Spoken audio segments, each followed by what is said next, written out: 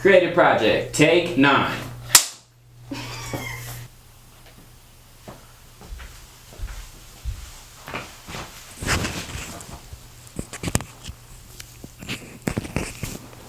Can you hear me?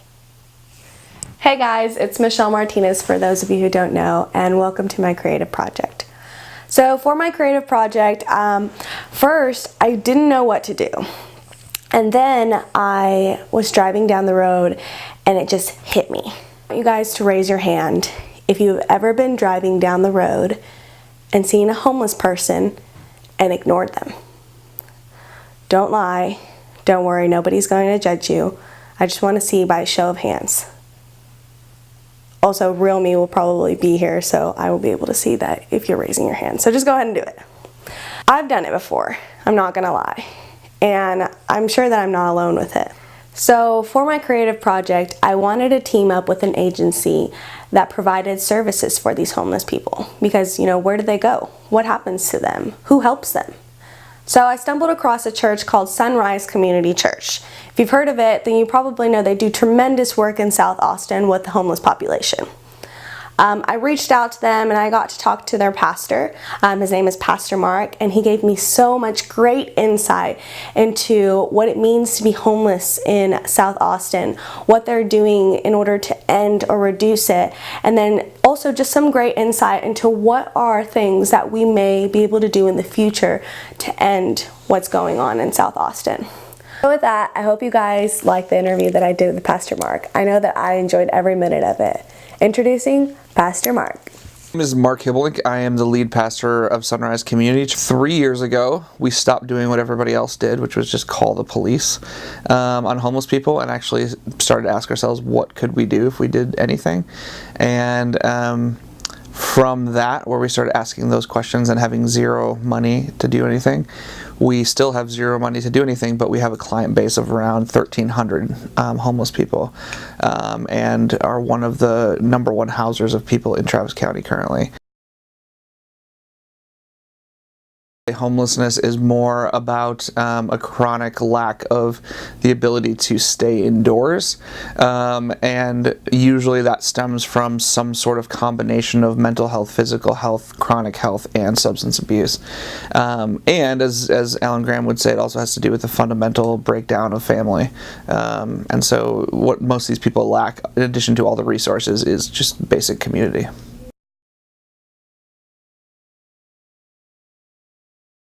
That we can do everything from under a bridge into an apartment, and so we can basically take a homeless person and walk them through that process, and have hundreds of times.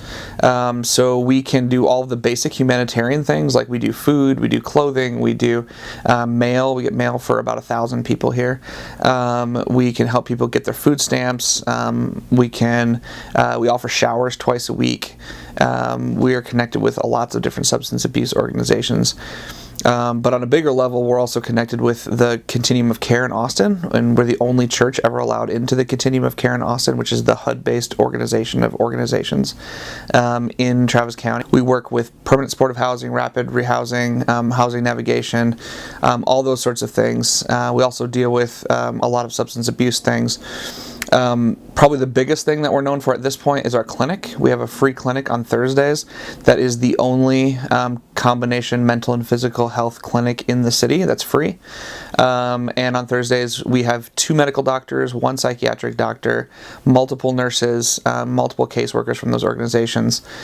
We have 2 people signing people up for food stamps from Central Texas Food Bank. We do additional mental health navigation. We have the largest SOAR program in town, which is a federally organized system for getting people who are homeless Social Security benefits that they're entitled to. And so we are doing, with our team right now, we are doing as many of those Social Security applications right now as the entire Travis County did last year. #1 misconception about homeless people is that they're dangerous. And so I think we need to think about how we define danger. So homeless people don't have guns. They usually don't have weapons. They're usually not going to hurt anyone. And when and if they are actually physically dangerous, it's because of a mental health or a substance abuse issue. And I think that the second thing is, and this is what humanizes them, is that there is no person that is homeless in a vacuum. No person just decides that they want to wake up and become homeless. And most of them suffer from some sort of mental illness, some sort of substance abuse problem. And all of these things are things that you and I could fall into if we were not given the right supports. So it's a political issue, it's a mental health issue, it's a substance abuse issue, but I think primarily it is a community issue. And one of the other big misconceptions that I think people have is that there's somewhere for them to go. I think when we deal with pushback in the neighborhood and when we get threats from the neighborhood, it's because people think that there's a place for them to go. They think they can all go to the Arch, when in reality, even if the Arch was completely full, they would only house 1 out of 8 people in Travis County right now that are homeless. So we just don't have beds for the amount of people. We don't have a space for them to go. They literally just do not have a space where they can be. And until we have a space where they can be as a county, we're just playing whack-a-mole as a community, trying to move them around from place to place, which is very inhumane.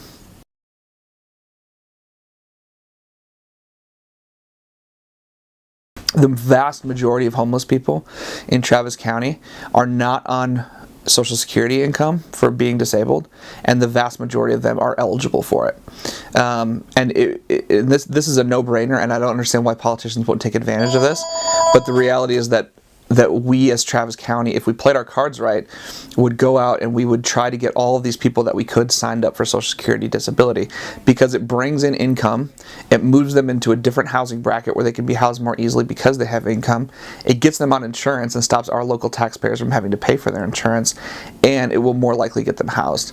And so these are all things that deal with this breakup of the idea of housing and the idea of humanitarian aid, especially as it relates to healthcare. And when you marry those two things together, you get a lot more results and you get a lot more care for the individual, and it's a much more holistic process that's more likely to stick. I always like to say this, like, when I come to a stoplight and I see somebody flying a sign, it goes through, even though I have 1,300 clients, it still goes through my brain every time I'm up that sign. Like, should I give this person money or should I not? And it makes me uncomfortable. And so my gut reaction, maybe because I'm an introvert, maybe just because like I don't want to deal with it, is that I just stare straight forward and don't think about it. Even if they're like knocking on my window, I just pretend they don't exist. And I think that if you think about how we've handled homelessness as a county, as a city, one of the things that we've done is we've just done that on a macro level.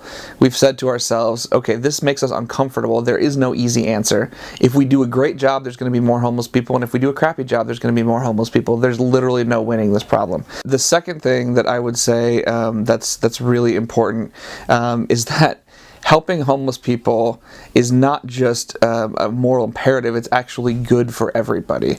So if people knew how much money gets spent on homeless people who use emergency services, they would all try to get these people housed. And so there are homeless people that use the ER. I had a guy this morning that uses the ER 26 times in the last 6 months. Every time he goes to the ER, it costs about $10,000. And that is local taxpayer money. You can house somebody for about $25,000 a year. So just from a pure financial standpoint, it doesn't make sense to leave at least the worst of the worst homeless. The only wrong way to get involved in homelessness is to do it by yourself. I think there are way too many people that try to be free agents and don't want to work with anyone and want to do it by themselves. And there's the same thing with churches. Like, there's so many churches that don't want to participate with anyone, or only want to participate by giving donations. They don't want to actually get their hands dirty. I think that if you're going to do homeless volunteering correctly, you do it with other people and you do it in a way that actually gets your hands dirty. Don't just give stuff. Don't just donate stuff. Don't just go and you know, like, advocate for people. But if you actually get to know people, if you sit down with them, if you get to talk with them, if you get to actually interact with them, your perspective on homelessness is going to change, and your heart will be melted for them. And I think that's the reality that most of us have to get to. We have to get past the policy. We have to get past the what we feel are safety issues. We have to get past the conversation of what works and what doesn't work. We need to actually get to the point where we're serving people and allow that to remind us and drive us to do something better for our community. To volunteer here at Sunrise, you would email Brittany, BRITTANY at sunriseaustin.org, and we have our entire organization does not have a paid employee, so we are completely run by volunteers and interns, and so we can always use volunteers to do things, whether it's on weekday mornings when we're open or other parts of the week as well. Take 3,094. Okay guys, thank you so much for watching that interview. Pastor Mark did an awesome job. Just in case y'all are wondering how to get involved with Sunrise Community Church, here is their website, here is their phone number, and here is their address. So shoot them a call just in case you're interested in working with this population. But thanks for watching my video. Bye guys!